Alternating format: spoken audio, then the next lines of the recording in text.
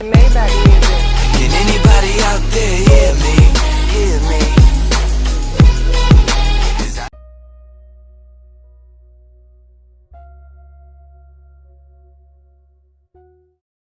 Today we are going to discuss about some aspects of hypothyroidism in pregnancy. Thyroid is something we test for almost every mother, especially mothers who are having weight gain issues, mothers who are having some symptoms that may explain thyroid issues such as feeling cold, feeling too hot, or maybe bowel disorder, some sleep and appetite disorder. I agree that some of this is very common and some of these are overlapping symptoms of a very healthy pregnancy also. But that is very important that if you face such issues, it should be ruled out that you are carrying any thyroid disorder. What is the effect of hypothyroidism in mother on the baby? The fact that the baby in the first 2 to 3 months is unlikely to have any of its own thyroid hormones and is going to be totally dependent on the mother's thyroid status.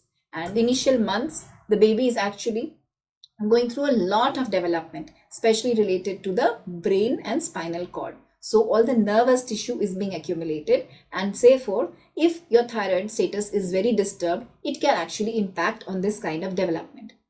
Now, let us come to the fact about what is hypothyroidism. Hypothyroidism is when your thyroid gland is functioning suboptimally. This gland is present near your windpipe, and it is a very crucial gland for existence, for survival.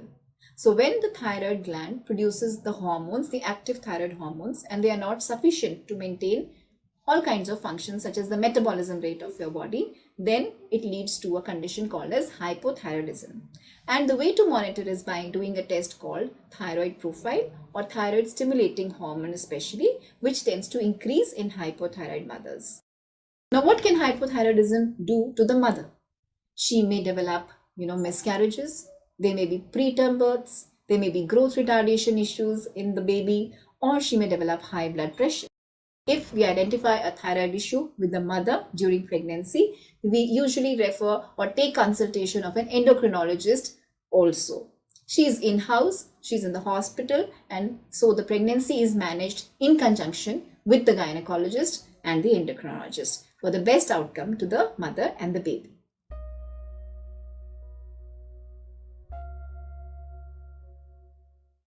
Now, mother's thyroid levels hugely influence baby's brain development. So it's very, very important that they maintain their TSH levels less than 2.5 in the first 12 weeks. And after that, the target relaxes to 3. So during pregnancy, based on the TSH levels, we initiate the thyroxine sodium medicine, and the dose largely depends on the weight of the patient. And it's not just the TSH, but there are a number of other factors like frank symptoms of hypothyroidism, like constipation, hair fall, cold intolerance, having a family history of thyroid illness, or the presence of antibodies. So there are a number of factors based on which we initiate the medicine.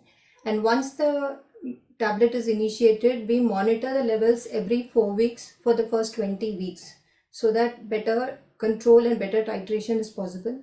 And after 20 weeks, we monitor every 4 to 6 weeks. Many patients have queries whether it has to be continued post-delivery also. It again largely depends on the presence of antibodies, presence of family history, the starting TSH level based on which the tablet was initiated.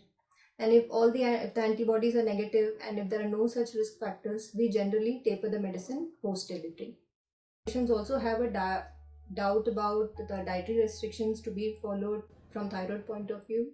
We generally don't advise any dietary modifications. We just want the patients to be strict with their medicines. It has to be taken in empty stomach as the first thing in the morning, and there should be a gap of 30 to 45 minutes after taking the medicine and before you have something.